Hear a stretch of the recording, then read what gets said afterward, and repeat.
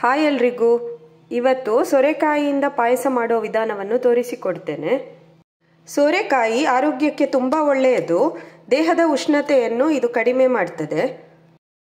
ಮೊದಲಿಗೆ 1 ಹಿಡಿಯಷ್ಟು ಅಕ್ಕಿಯನ್ನು ಚೆನ್ನಾಗಿ ತೊಳೆದು ನೀರಿನಲ್ಲಿ ಅರ್ಧ ಗಂಟೆ ನೆನೆಸಬೇಕು. ಇಲ್ಲಿ ನಾನು ಒಂದು ಹದಗಾತ್ರದ ಸೋರೆಕಾಯಿಯನ್ನು ತೆಗೆದುಕೊಂಡಿದ್ದೇನೆ. ಎಳೆಯ ಸೋರೆಕಾಯಿಯಿಂದ ಮಾಡುವ ಪಾಯಸ ತುಂಬ ರುಚಿಯಾಗಿರ್ತದೆ. ಸೋರೆಕಾಯಿಯ ಸಿಪ್ಪೆ ತೆಗೆದು ಹೀಗೆ ಸಣ್ಣದಾಗಿ ಕಟ್ ಮಾಡಿ ಇಡಬೇಕು.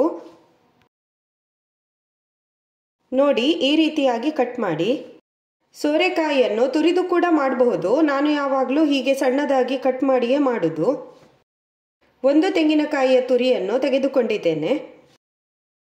ಮಿಕ್ಸಿಗೆ ತೆಂಗಿನಕಾಯಿ ತುರಿ, 6 ಏಲಕ್ಕಿ, ನೀರು ಹಾಕಿ ನುಣ್ಣಗೆ ಗ್ರೈಂಡ್ ಮಾಡಬೇಕು. ಈ ರೀತಿಯಾಗಿ 2 ಬಾರಿ ತೆಂಗಿನಕಾಯಿಯ ಹಾಲನ್ನು ತೆಗೆದಿಡಬೇಕು. 3ನೇ ಬಾರಿ ತೆಗೆದ ತೆಳು ಹಾಲನ್ನು ಸಪರೇಟ್ ಆಗಿ ತೆಗೆದಿಡಿ.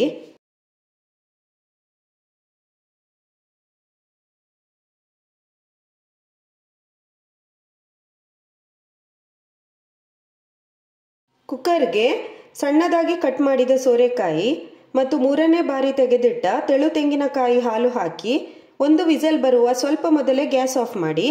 ಆಗ ಸೋರೆಕಾಯಿ ಕರೆಕ್ಟಾಗಿ ಬೇಯ್ತದೆ. ಬೆಂದ ಸೋರೆಕಾಯಿಯನ್ನು ಇನ್ನೊಂದು ಪಾತ್ರೆಗೆ ಹಾಕಿ 1 ಕಪ್ ಬೆಲ್ಲ ಹಾಕಿ ಕುದಿಸಬೇಕು. ಬೆಲ್ಲದ ಪ್ರಮಾಣವನ್ನು ನಿಮ್ಮ ಟೇಸ್ಟ್ಗೆ ಅನುಸಾರವಾಗಿ ಹೆಚ್ಚು ಕಡಿಮೆ ಮಾಡಬಹುದು.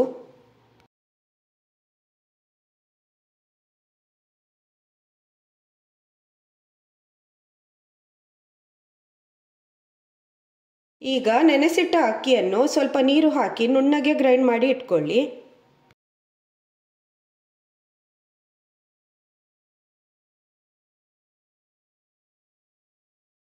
ಬೆಲ್ಲ ಕರಗಿದ ಮೇಲೆ ದಪ್ಪ ತೆಂಗಿನ ಹಾಲನ್ನು ಹಾಕಿ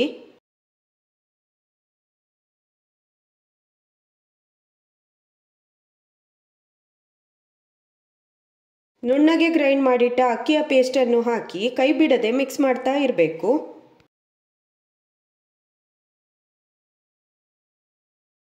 ಹೀಗೆ ಮಾಡುವುದರಿಂದ ಅಕ್ಕಿ ಗಂಟಾಗುವುದಿಲ್ಲ. 1 ಚಿಟಿಕೆ ಉಪ್ಪನ್ನು ಕೂಡ ಹಾಕಿ, ಉಪ್ಪು ಬೇಡದಿದ್ರೆ ಸ್ಕಿಪ್ ಮಾಡಿ. ಬೆಲ್ಲ ಹಾಕಿ ಮಾಡುವ ಯಾವುದೇ ಪಾಯಸಕ್ಕೆ 1 ಚಿಟಿಕೆ ಉಪ್ಪು ಹಾಕಿದರೆ ರುಚಿ ಇನ್ನೂ ಜಾಸ್ತಿ ಆಗ್ತದೆ.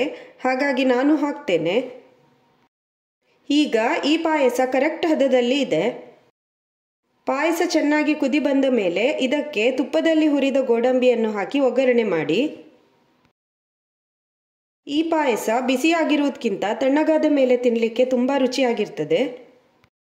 ನನ್ನ ಈ ರೆಸಿಪಿ ನಿಮಗೆ ಇಷ್ಟ ಆದರೆ ಲೈಕ್, ಶೇರ್ ಮತ್ತು ಕಮೆಂಟ್ ಮಾಡಿ. ಹಾಗೂ ನನ್ನ ಚಾನಲನ್ನು ಸಬ್ಸ್ಕ್ರೈಬ್ ಮಾಡಿ. ಇನ್ನೊಂದು ಹೊಸ ರೆಸಿಪಿಯೊಂದಿಗೆ ಮತ್ತೆ ಸಿಗೋಣ. ಬಾಯ್ ಎಲ್ರಿಗೂ.